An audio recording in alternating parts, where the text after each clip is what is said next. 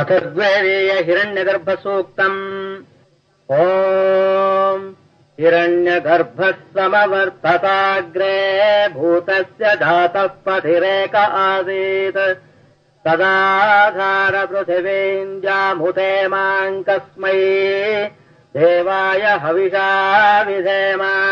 यात्मदा बलदायस्य विश्व उपासते प्रशिषम् यस्य देवाः यस्य छायामृतम् यस्य मृत्युः कस्मै देवाय हविषा विधेम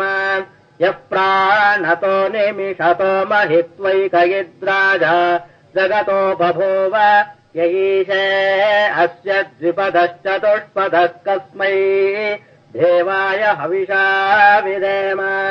यस्येमे हिमवन्तो महित्वा यस्य समुद्रम् रसया सहाहुः यस्येमा प्रदिशो यस्य बाहू कस्मै देवाय हविषा विधेम येन द्यौरुग्रा पृथिवी च दृढा येन स्वस्तभितम् येन नाकः यो अन्तरिक्षे रजतो विमानः तस्मै देवाय हविषा विधेम यम् क्रन्दति अवसातस्तभाने अभ्यैक्षेताम् मनसारे जमाने यत्राधिसूर उदितो विभाति कस्मै देवाय हविषा विधेम आपोह यद्बृहतिर्विश्वमायन् गर्भम् दधाना जनयन्तीरग्निम् ततो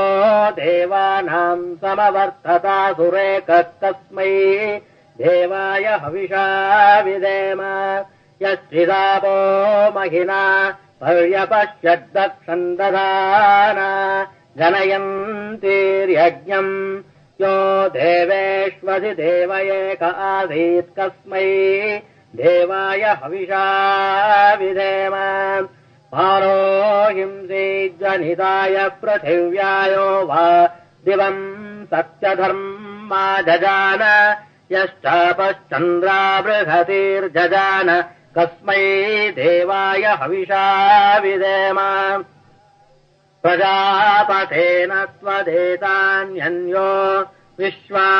जातानि परिता बभूव यत्कामास्ते जुहुमस्तन्नो अस्तु वयम् श्यामपदयोरयेणाम् ॐ शान्तिः शान्तिः शान्तिः।